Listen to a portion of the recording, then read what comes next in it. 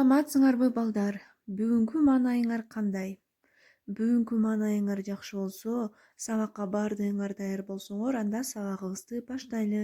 Бүгүнкү сабактын темасы баяндоо, ой жүгүртүү менен публистикалык стилдин карым-катышы. Анда балдар биз эң биринчи эле публистикалык стиль деген эмне экенин билип алалы.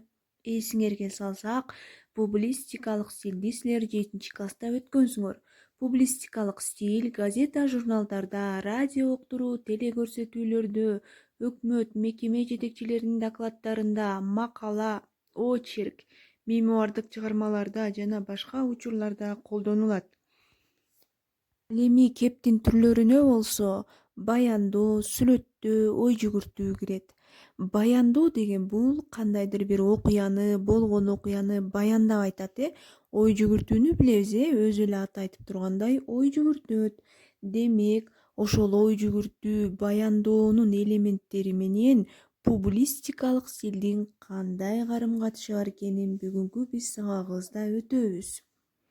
Демек, публистикалык стиль кайсыл жерде колдоноорун билдиңер.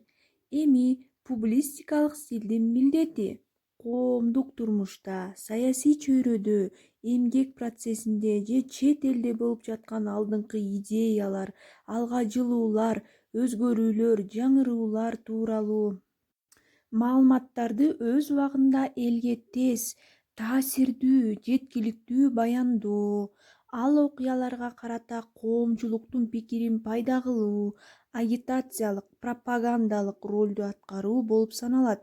Демек, балдар, коомдо, турмушта, чөйрөдө, эмгек процессинде болгон идеялар, өзгөрүүлөр, жаңырууларды элге баяндап жеткирүү бул ошо публистикалык стиль менен ой жүгүртүү баяндоонун болгон карым-катышы болуп эсептелинет. Ал эми балдар, публистикалык стилде коомдук саясий сөздөр, мисалы парламент, сессия, депутат, жогорку кеңеш, демократия, спикер жана башка үгүттөө маанисиндеги сүйлөмдөр, жеке менчикти колдойлуу, алдыңкы мамлекеттерге теңелели, жердешчиликке жол бербейли, таланттууларды тандайлы деген сөздөр колдонулат экен жана эмоционалдуу маанидеги сөздөр дагы кездешет экен. Балдар, кайсы сөздөр кездешип, кайсы сөздөр колдоноорун билдиңер. Ал эми балдар, лексикалык, морфологиялык, синтаксистик тил каражаттары колдонулат экен публистикалык стилде. Маалыматтар ачык, айкын, так, фактыга таянуу менен далилдүү жана аргументтүү болуп, географиялык, тарыхый аталыштар, коомдук саясий терминдер, уюм мекемелердин наамдары аталат экен. Айрым учурда көркөм, илимий, расмий иштиктүү стилдин элементтери да орун алат. Публистикалык стиль ичинде абстрактуу чакырык маанисиндеги сөздөр, синонимдер, неологизмдер, сырдык сөздөр, жөнөкөй татаал сүйлөмдөр, каратма сөз, киринди сөз, төл жана бөтөн сөздөр кеңири пайдаланылат экен. Мисалы, балдар, публистикалык стилдеги улуу жазуучу Чыңгыз Айтматов төмөндөгүдөй макаланы жазган. Ысык көл орусча аталганда жылуу көл дегенди билдирет. Туз көл деген аты болгон. Ысык көл тартылып баратат. Эгер аны мурда жүздөгөн суулар толтуруп турса, бүгүн алардын баары бүт бойдон сугатка жумшалат. Көлдөн суу агып чыкпайт.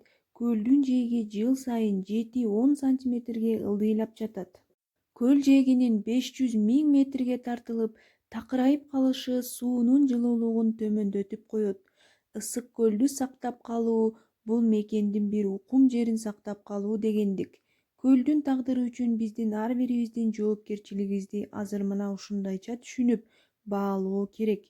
Эгер сен өзүңө жамаатташ турган токойду, суу алган ботокөз булакты, берешен жерди сүйсөң, тек гана суктануу эмес, ишкер, дем, эң негизгиси эртеңки күн жөнүндө ойлонуп, жаратмандык менен сүйсөң, анда сенин чыныгы кожоюнуң боло алганың, анда сенин патриот боло алганың. Ал биздин керемет көлүбүз. Ысык көл сындуу баа жеткис жерлерин сактап калуунун өбөлгөсү ушунда болот. Демек, балдар, бул текстте, бул макалада Чыңгыз Айтматов коомдо болуп жаткан көйгөйдү элге өзүнүн чыгармасы аркылуу жеткизген. Бул текстте баяндоонун элементтери камтылган публистикалык стилдеги макала болуп эсептелинет. Демек, балдар, бүгүнкү тема түшүнүктүү болду. Үйгө тапшырма, баяндоо, ой жүгүртүүнүн элементтерин камтуу менен публистикалык стилдеги текст жазуу. Силер Чыңгыз Айтматов жазган сыяктуу эле коомдогу, жашоодогу болуп жаткан көйгөйлөрдү, саясатта болуп атабы, же мектеп турмушунда болобу, кайсы жерлерде болсо ошол көйгөйлөрдү камтуу менен чакан публистикалык стилдеги баяндоо, ой жүгүртүүнүн элементин камтып, чакан текст, макала жазгыла. Көңүл бурганыңарга чоң рахмат. Кийинки сабакта жолугушканча сак саламатта калгыла.